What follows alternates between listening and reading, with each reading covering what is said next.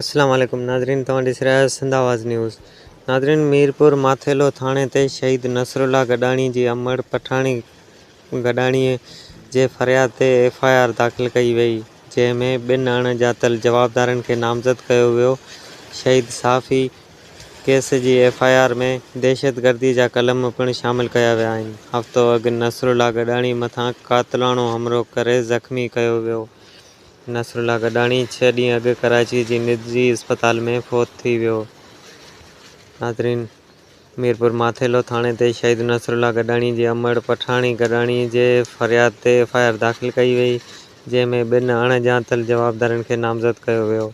हफ़्तो अॻु नसरुल्ला गॾाणी मथां क़ातिलाणो हमलो करे ज़ख़्मी कयो वियो। नसरुल्ला 6 ॾींहं अॻु कराची जी निजी अस्पताल में फ़ौत थी वियो। नाज़रीन, वधीक अपडेट ऐं बाख़बरनि लाइ ॾिसंदा रहो सिंध आवाज़ न्यूज़। तोखे कीअं मरायो नसरुल्ला अदा, उथ मूंसां ॻाल्हा थियां घोर अदा। तोखे कीअं मरायो नसरुल्ला अदा, उथ मूंसां ॻाल्हा थियां घोर अदा। तुंहिंजा बचड़ा तो लाइ ॾाढा परेशान आहिनि, तुंहिंजा बचड़ा तो लाइ ॾाढो परेशान आहिनि। साफ़ी सभु तुंहिंजा थिया अकेला आहिनि। मीरपुर वारा सभु चिप में आहिनि, कंहिंखे कहिड़ी ख़बर वेंदे झटि में अदा, कंहिंखे कहिड़ी ख़बर वेंदे झटि में अदा। तोखे कीअं मरायो। सिंध आवाज़ न्यूज़ खे यूट्यूब ते ॾिसण लाइ मथे ॾिनल लिंक खे खोले सब्सक्राइब करियो सिंध आवाज़ न्यूज़ यूट्यूब चैनल ऐं रहो हर ख़बर खां बाख़बर।